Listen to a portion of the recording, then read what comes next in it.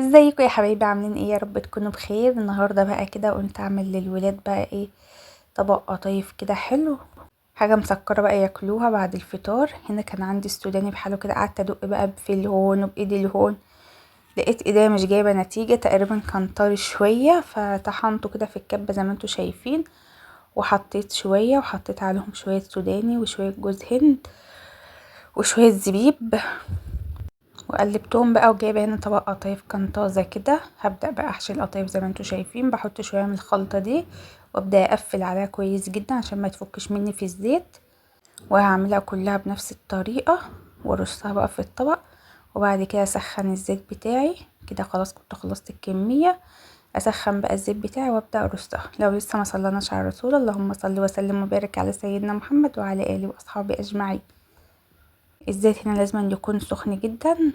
القطايف بقى كده اول ما تاخد لون هبدا اقلبها.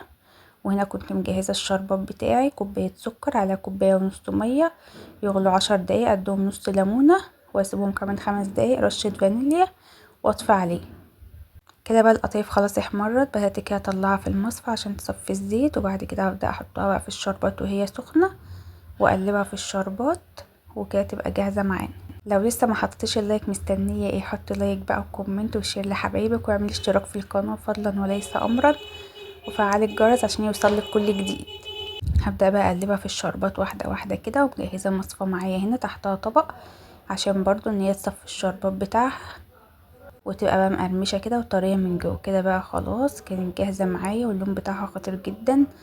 وهنا بقى بدات زي ما انتوا شايفين ارصها بقى في الطبق.